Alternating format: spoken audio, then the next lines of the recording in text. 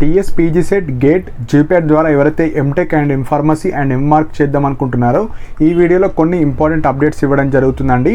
So already మీకు తెలుసు మనకు వెబ్సైట్లోనే కాలేజ్ లిస్ట్ కావచ్చు, లైక్ వెబ్ ఆప్షన్స్ ఎప్పుడు ఉంటాయి అండ్ దానికి సంబంధించిన వెబ్ ఆప్షన్స్ ఎడిట్ ఆప్షన్ ఎప్పుడు ఉంటుంది అన్ని డీటెయిల్గా ఉన్నాయి.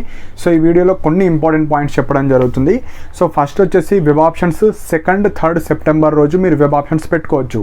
అండ్ వెబ్ ఆప్షన్స్ పెట్టేటప్పుడు కూడా మనము ముందే ప్రిపేర్డ్ అయి ఉండాలి. సో ఎంఆర్క్ వాళ్ళు ఎంఆర్క్, ఎంటెక్ వాళ్ళు ఎంటెక్, ఎంఫార్మసీ వాళ్ళు ఎంఫార్మసీ.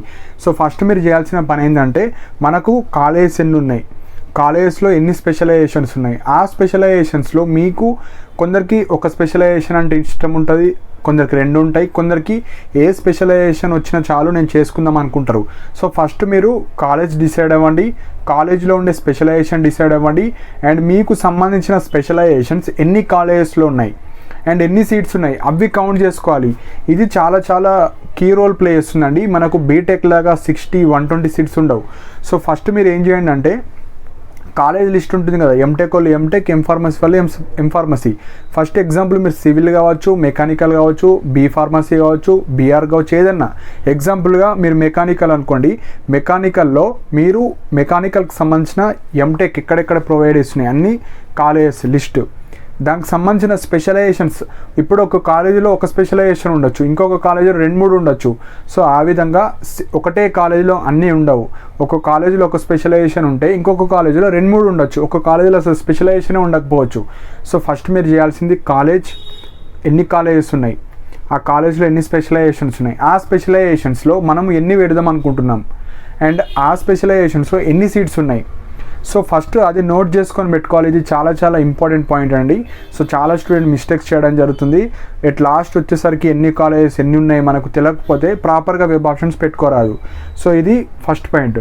అండ్ మీరు 2nd, 3rd రోజు, ఫస్ట్ 2nd రోజు కొన్ని వెబ్ ఆప్షన్స్ పెట్టుకోవచ్చు. కొన్ని పెట్టుకున్న తర్వాత సేవ్ కొట్టాలి, ఫైనల్ సబ్మిట్ కొట్టద్దు.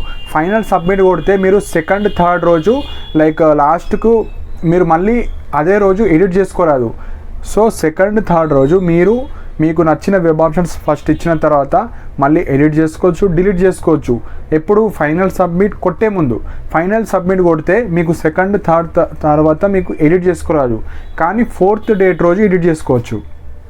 సో ఎప్పుడైనా ఫైనల్ సబ్మిట్ కొట్టే ముందు మీరు ప్రాపర్గా అన్ని కాలేజెస్, అన్ని స్పెషలైజేషన్స్, అన్ని రెగ్యులర్, సెల్ఫ్ ఫైనాన్స్ అన్నీ చూసి పెట్టారా లేదా దాని తర్వాతనే ఫైనల్ కొట్టాలి. సో 2nd, 3rd రోజు మీరు ఫైనల్ సబ్మిట్ కొట్టిన తర్వాత 4th రోజు మాత్రమే ఎడిట్ చేసుకోవచ్చు. సో ఎడిట్ ఆప్షన్ అంటే మీరు కాలేజెస్ యాడ్ చేసుకోవచ్చు, డిలీట్ చేసుకోవచ్చు, మళ్ళీ అన్నీ డిలీట్ చేసి మళ్ళీ యాడ్ చేసుకోవచ్చు, ఏమన్నా చేసుకోవచ్చు, ఎన్నన్నా వెబ్ ఆప్షన్స్ పెట్టుకోవచ్చు. కానీ ఆ రోజు కూడా ఫైనల్ సబ్మిట్ కొడితే మళ్ళీ ఎడిట్ చేసుకోరాదు. సో ఎప్పుడైనా ఫైనల్ సబ్మిట్ కొట్టే ముందు సేవ్ చేసుకొని పెట్టుకోవాలి. సేవ్ చేసుకుంటే అట్లనే ఉంటాయి ఆ వెబ్ ఆప్షన్స్. సో అవి సో మనకు కాలేజ్ లిస్ట్ అయితే మనకు వెబ్సైట్లోనే ఉన్నాయి కాబట్టి డౌన్లోడ్ చేసుకోండి. సో కొన్ని అప్డేట్ కాకపోతే మనకు వెబ్ ఆప్షన్స్ రోజు కనిపిస్తాయి. సో మనకు వెబ్ ఆప్షన్స్ కన్నా ఒక రోజు ముందు ఏవైతే కాలేజ్ పీడిఎఫ్స్ అప్డేటెడ్ కావచ్చు ఉంటాయో అవి మాత్రమే మనకు వెబ్ ఆప్షన్స్లో ఉంటాయి. ఎందుకంటే మనకు ఎంటెక్ సంబంధించిన ఎంఆర్కి ఎక్కువ మంది జాయిన్ అవుతలేరు అండ్ చాలా కాలేజెస్లో సింగిల్ డిజిట్స్ ఆల్రెడీ మనకు 20, 15, 12 సీట్సే ఉంటాయి అండ్ ఎక్కువ మంది హైయర్ ఎడ్యుకేషన్ చేస్తలేరండి. చాలామంది డ్రాప్ అవుట్స్ అవుతున్నారు, ఎక్కువ హైయర్ ఎడ్యుకేషన్కి ప్రిఫరెన్స్ ఇస్తలేరు. కాబట్టి ఎక్కువ కాలేజెస్ ఆ కోర్సెస్ని కావచ్చు, ఆ ఎంటెక్ కావచ్చు, ఎంఫార్మసీ కోర్సెస్ని తీసేయడం జరుగుతుంది. సో మనకు రేపు వెబ్ ఆప్షన్స్ అంటే మనకు లైక్ 2nd, 3rd రోజు కాబట్టి ఫస్ట్ వరకు అప్డేట్ చేస్తే ఇంకా కొన్ని కాలేజ్ డేటా పంపిస్తే వాళ్ళు అప్డేట్ చేస్తారు. లేదు అంటే వెబ్ ఆప్షన్స్ పెట్టే రోజు మనకి ఎన్నైతే విజిబుల్ అవుతాయో అవి మాత్రమే మనకు కాలేజెస్, లేదు అంటే పీడిఎఫ్స్లో ఎన్ని కాలేజెస్ ఉన్నాయి అవి. సో ఇయర్ చాలా తక్కువ కాలేజెస్ మనకు యాడ్ చేయడం జరిగింది కాబట్టి ఈ మిస్టేక్స్ చేయకండి. ఫస్ట్ వచ్చేసి మీకు పక్కా ఎంటెక్ కావచ్చు, ఎంఫార్మసీ కావచ్చు పక్కా చేద్దాం అనుకుంటే top priority to last priority పెట్టిన తర్వాత ఎక్కడ వచ్చినా చేసేటట్టు ఉండాలి, అప్పుడే మీకు సీట్ రావడం జరుగుతుంది. సో ఆ మిస్టేక్స్ మీరు చేయకండి. So first seats, fee structure, specialisations ఇవి మూడు చూసి అన్నీ ఒక లిస్ట్ ప్రిపేర్ చేసుకొని పెట్టుకోండి. సో దీనికి సంబంధించిన ఫేజ్ 1 యొక్క రిజల్ట్స్ వచ్చేసి 8th సెప్టెంబర్ రోజు వస్తుంది. సో దాని మీద మీకు ఏ కాలేజ్ వచ్చింది, ఏ స్పెషలైజేషన్ వచ్చింది, మీకు లైక్ ఫీ స్ట్రక్చర్ ఎంత ఉంటుంది, మీకు ఫీజు రియంబర్స్మెంట్ తీసేసే ఫైనల్ ఫీజు వస్తుంది. దాని మీద ఎంత ఫీజు చూపిస్తుందో అది మాత్రమే మీరు పే చేయాలి. సో మీరు డెబిట్ కార్డ్ మీది మాత్రమే వాడాలి. సో ఫోన్పేలు కావచ్చు, జీపేలు కావచ్చు, పేటిఎమ్స్ కావచ్చు, ఇలాంటి ఆన్లైన్ పేమెంట్స్ మీరు చేయొద్దు. ఓన్లీ డెబిట్ కార్డ్ కావచ్చు, ఇంటర్నెట్ బ్యాంకింగ్ ఉంటే ఇంటర్నెట్ అవి వాడవచ్చు, ఎందుకంటే అవి రీఫండ్ అవుతాయి, మీ బ్యాంకులోకి పడతాయి. కానీ ఫోన్పే, గూగుల్ పే అంటే అవి యాప్స్ కాబట్టి చాలా ఇష్యూస్ ఉంటాయి, మీరు ఆఫీసెస్ చుట్టూ తిరగాలి కాబట్టి ఈ మిస్టేక్స్ చేయకండి. సో మెయిన్గా మనకు ఎవరికైతే ప్రాపర్గా ఇన్కమ్ సర్టిఫికేట్ పెడతారో వాళ్ళకు అప్లికేబుల్ అయిన వాళ్ళకు ఫీజు రియంబర్స్మెంట్ తీసేసి మొత్తం వస్తుంది. సో అది మాత్రమే మీరు పే చేసి మీ కాలేజ్ ఎక్కడైతే అలాట్ అయిందో అక్కడికి వెళ్ళి టీసీ సబ్మిట్ చేసి ఏవైతే అవి వాళ్ళు ఒరిజినల్ అడిగితే ఒరిజినల్ ఇవ్వాలి, జిరాక్స్ అడిగితే జిరాక్స్ ఇచ్చేసి మీరు ఫస్ట్ ఫేజ్ యొక్క సీట్ బుక్ చేసుకోవాలి. సో ఇక్కడ కూడా కొందరికి డౌట్స్ రావచ్చు, మీకు ఫస్ట్ ఫేజ్లో ఏ కాలేజ్ అయినా రాని, ఎగ్జాంపుల్ ఒక కాలేజ్ వచ్చింది, సపోజ్ మీరు 10 వెబ్ ఆప్షన్స్ పెట్టారు, మీ ర్యాంక్ జెండర్ క్యాస్ట్ పరంగా ఒక 5th కాలేజ్ వచ్చింది. ఫస్ట్ దీన్ని బుక్ చేసుకుంటే నెక్స్ట్ వెబ్ ఆప్షన్స్లో పార్టిసిపేట్ అవ్వచ్చు, లేదు దీన్ని బుక్ చేసుకోకుండా కూడా పార్టిసిపేట్ అవ్వచ్చు.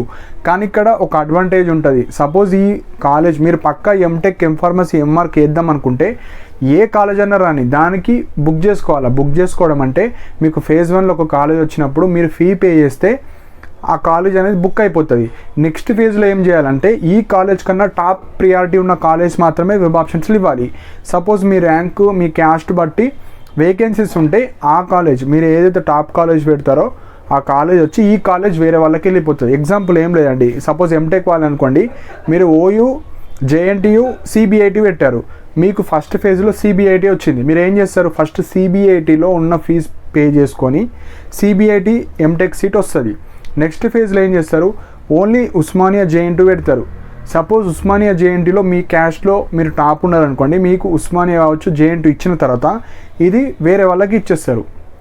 లేదు అక్కడ సీట్ హెవీ కాంపిటీషన్ ఉంది అంటే సిబిఐటి ఉంటుంది.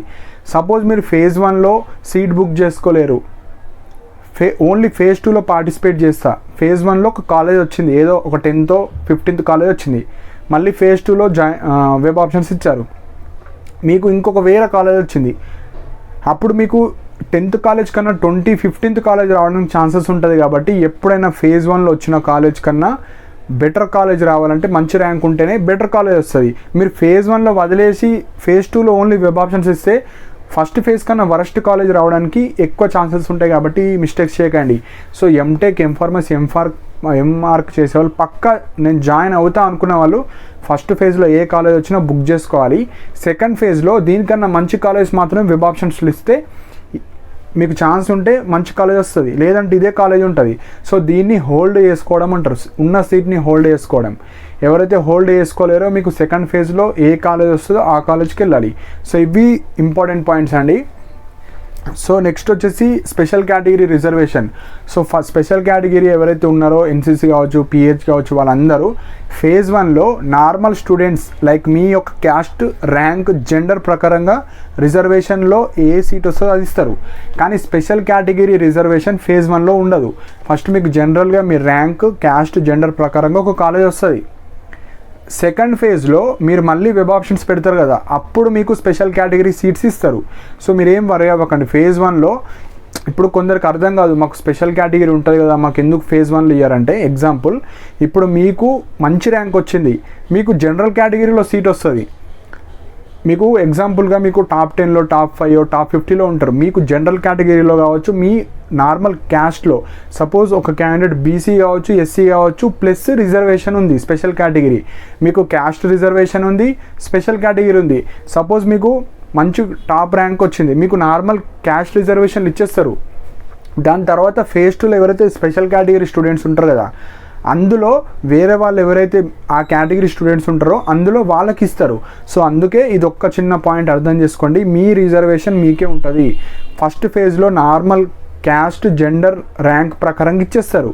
మీకు ఏదైతే సపోజ్ మీకు ఒక కాలేజ్ వచ్చింది, సిబిఐటి కావచ్చు, జేబిఐటి కావచ్చు, విఎన్ఆర్ కావచ్చు, ఏదో ఒక కాలేజ్ వచ్చింది ఫస్ట్ ఫేజ్లో. సెకండ్ ఫేజ్లో మీకు స్పెషల్ కేటగిరీ స్టేటస్లో మీకు మంచి కాలేజ్ రావడానికి ఛాన్సెస్ ఉంటాయి. సో ఇప్పుడు ఒక కాలేజ్ వచ్చింది, నెక్స్ట్ మంచి కాలేజ్ వస్తుంది పక్కా, ఇదైతే పక్కా వస్తుంది. కాబట్టి మీకు ఫేజ్ 2లోనే స్పెషల్ రిజర్వేషన్ ఇస్తారు కాబట్టి మీకు ఫేజ్ 2లో మంచి వెబ్ ఆప్షన్స్ ఇవ్వాలి. అలానే ఫేజ్ 1లో కూడా అన్ని వెబ్ ఆప్షన్స్ ఇవ్వాలి. ఎగ్జాంపుల్ ఒక 10 వెబ్ ఆప్షన్స్ పెడితే 5th కాలేజ్ వచ్చింది, మీకు next special రిజర్వేషన్లో 4th 3rd 2nd 1st ఏదైనా రావచ్చు మీ యొక్క ర్యాంక్ ప్రకారంగా. సో మీ స్పెషల్ రిజర్వేషన్ మీకు వస్తుంది. ఇది most important point. So next important point వచ్చేసి ఎక్కువ వెబ్ ఆప్షన్స్ ఇవ్వాలి. ఎప్పుడైనా మీకు ఫస్ట్ ర్యాంక్ రాని, సెకండ్ ర్యాంక్ రాని, 1000 రాని, 1500 రాని, ఎంతైనా రాని, ఇర్రెస్పెక్టివ్ ఆఫ్ ర్యాంక్ మీరు ఫస్ట్ కాలేజ్ నుంచి అన్ని కాలేజ్ వరుసగా పెట్టుకుంటూ వస్తే ఏం కాదు. ఎందుకంటే ఒక్కొక్కసారి హెవీ కాంపిటీషన్ ఉంటుంది. మనకు ఎవరు ఏ విధంగా వెబ్ ఆప్షన్స్ పెడుతున్నారు, అక్కడ క్యాస్ట్ రిజర్వేషన్ ఉంటుంది, జెండర్ రిజర్వేషన్ ఉంటుంది, ఒక్కొక్కళ్ళు గేట్ వాళ్ళు ఉంటారు, జీప్యాట్ వాళ్ళు ఉంటారు, ఎక్కువ మంది ఉంటారు. కాబట్టి మనకు కరెక్ట్ అనాలిసిస్ తెలియదు. పీజీ సెట్కి సంబంధించిన డేటా తెలుసు, ఓన్లీ ఇయర్ వాళ్ళు మాత్రమే అప్లై చేస్తారు. కానీ గేట్, జీప్యాట్ వాళ్ళు 3 years వాళ్ళు ఎంతమంది అప్లై చేస్తున్నారు. అండ్ హెవీ కాంపిటీషన్ యూనివర్సిటీస్కే ఉంటాయి. కాబట్టి మీరు యూనివర్సిటీలో రాకపోతే ప్రైవేట్ కాలేజీలన్నా మనకు సీట్ రావాలంటే ఎక్కువ వెబ్ ఆప్షన్స్ ఇవ్వండి. సో ఈ మిస్టేక్స్ చేయకండి. సో నెక్స్ట్ వచ్చేసి మనకు స్పెషలైజేషన్స్ కావచ్చు. మీరు దేని మీద ఇంట్రెస్ట్ ఉంది అవి స్పెషలైజేషన్ ఫస్ట్ పెట్టాలి. సెకండ్ వచ్చేసి దేనికి ఎక్కువ డిమాండ్ ఉంది. సపోజ్ ఈ ఎంటెక్ చేయడం వల్ల నేను ప్రైవేట్ సెక్టార్లో వెళ్ళొచ్చా, అదొకటి. ప్లేస్మెంట్స్ అనేటి మీరు ప్రొఫెసర్ ద్వారా వెళ్తే మీకు కంపెనీస్లో కావచ్చు, ఇంటర్న్షిప్స్ కావచ్చు ఎక్కువ వస్తాయి.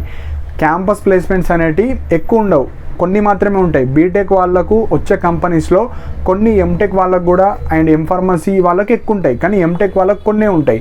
సో ఎంటెక్ వాళ్ళకు బీటెక్ వాళ్ళకు వచ్చే కొన్ని కంపెనీస్లో మీకు కూడా అలౌ చేస్తారు. కానీ మీరు ప్రొఫెసర్స్ ద్వారా వెళ్తే ఎక్కువ ప్లేస్మెంట్స్ కావచ్చు, ఎక్కువ కంపెనీస్ కావచ్చు రిఫర్ చేయడం జరుగుతుంది. ఎంఫార్మసీ వాళ్ళు సైన్స్ గ్రూప్కి చెందిన వాళ్ళు కాబట్టి వాళ్ళకి ఎక్కువ ఫార్మా కంపెనీస్లో వాళ్ళకి ఎక్కువ జాబ్ ఆపర్చునిటీస్ వస్తాయి. సో మీరు కూడా మంచి యూనివర్సిటీస్ కావచ్చు, మంచి ప్రైవేట్ కాలేజ్లో మీకు ఎక్కువ జాబ్ ఆపర్చునిటీస్ కూడా వస్తాయి. కాబట్టి మంచి వెబ్ ఆప్షన్స్ ఇవ్వడానికి ట్రై చేయండి. సో ఫస్ట్ ఇవన్నీ ప్రిపేర్ చేసుకొని పెట్టుకుంటేనే మీకు మంచి కాలేజ్ రావడానికి ఛాన్సెస్ ఉన్నాయండి. సో ఇంకా ఎవరైతే ఇన్కమ్ సర్టిఫికేట్ కావచ్చు, ఏమైనా సర్టిఫికేట్ ఇష్యూస్ ఉన్న వాళ్ళు ఎడిట్ ఆప్షన్ ద్వారా ఈమెయిల్ సర్వీస్లో మీకు అన్నీ ఎడిట్ చేసుకోవచ్చు. పర్సనల్ డీటెయిల్స్ కావచ్చు, ఎడ్యుకేషనల్ డీటెయిల్స్ కావచ్చు, అన్నీ ఎడిట్ చేసుకోవచ్చు. దానికి సంబంధించిన వీడియో కూడా చేశాను నేను. సో ఎవరైతే లైక్ టీఎస్సీపీకేట్కి సంబంధించిన వీడియో చేస్తాను, యాజ్ ఇట్ ఈస్ అదే విధంగా మీరు ఎడిట్ చేసుకోవచ్చు. సో ఇంకేమైనా ఇష్యూస్ ఉన్న వాళ్ళు like professor G Rama Reddy distance ఎడ్యుకేషన్కి వచ్చి ఫిజికల్గా మీరు వెరిఫికేషన్ కూడా చేసుకోవచ్చు. phase 1కి సంబంధించిన రిజల్ట్స్ ముందే మీరు ఇన్కమ్ సర్టిఫికేట్ అప్డేట్ చేసుకుంటేనే మీకు ఫీజు రియంబర్స్మెంట్ తీసేసి ఫైనల్ అమౌంట్ చూపిస్తుంది. సో ఆ మిస్టేక్స్ చేయకండి, మళ్ళీ ఆఫీసెస్ చుట్టూ తిరగాలి. సో ఇంకా ఏమైనా డౌట్స్ ఉంటే కింద కమెంట్ సెక్షన్లో మెన్షన్ చేయండి. ఏమైనా పాయింట్స్ మిస్ అయినా కింద మెన్షన్ చేయండి. సో ఒకటే లిస్ట్ ప్రిపేర్ చేసుకోండి. వెబ్సైట్ని రెగ్యులర్గా చూస్తూ ఉంటే మనకి ఏమైనా అప్డేట్స్ ఉంటే తెలుస్తాయి. సో ఏ స్పెషలైజేషన్, ఏ కాలేజ్ అన్నీ ఇప్పుడు డిసైడ్ చేసుకొని పెట్టుకోండి. ర్యాండమ్గా ఏదో ఇచ్చి ఏదో ఒక స్పెషలైజేషన్ వచ్చి మళ్ళీ నాకు నచ్చిన స్పెషలైజేషన్ రాలేదు అనుకునే బదులు ఇప్పుడు మంచి టైం ఉంది కాబట్టి మీ సీనియర్స్ అడగవచ్చు, మీ ప్రొఫెసర్స్ని అడగవచ్చు, యూట్యూబ్లో చూడొచ్చు, గూగుల్లో చూడొచ్చు, చాట్ జీపీటీ యూజ్ చేయొచ్చు. దేనికి ఎక్కడ డిమాండ్ ఉంది, నేను ఎందులో థియరీ సబ్జెక్ట్ తీసుకోవచ్చా, అనాలిసిసా, డిజైనా, నేను పిహెచ్డి సైడ్ వెళ్ళాలా, జేఆర్ఎఫ్ చేసుకోవచ్చా, అసిస్టెంట్ ప్రొఫెసర్ అవ్వాలా. సో ఇవన్నీ different student different mind sets ఉంటాయి. కాబట్టి మీరు దేని పర్పస్ ఎంటెక్ చేద్దాం అనుకుంటున్నారో, దేని పర్పస్ ఎంఫార్మసీ చేద్దాం అనుకుంటున్నారో అవి క్లారిటీగా తెలుసుకొని అప్పుడు వెబ్ ఆప్షన్స్ ఇస్తే మీకు మంచి కాలేజ్ కాకపోయినా ప్రైవేట్ కాలేజ్ వచ్చినా మీరు చేసేటట్టు ఉంటారు. సో ఈ విధంగా మీరు వెబ్ ఆప్షన్స్ ప్రాపర్ వేలో పెట్టుకుంటేనే మీకు మంచి కాలేజ్ రావడం జరుగుతుంది. మంచి స్పెషలైజేషన్స్లో మీకు నచ్చిన స్పెషలైజేషన్ రావడం జరుగుతుంది. సో ఇంకా ఏమైనా డౌట్స్ ఉంటే కింద కమెంట్ సెక్షన్లో మెన్షన్ చేయండి. సో ఇలాంటి అప్డేట్స్ కోసం నా ఛానల్ని సబ్స్క్రైబ్ చేసుకోండి. And thank you for watching my video.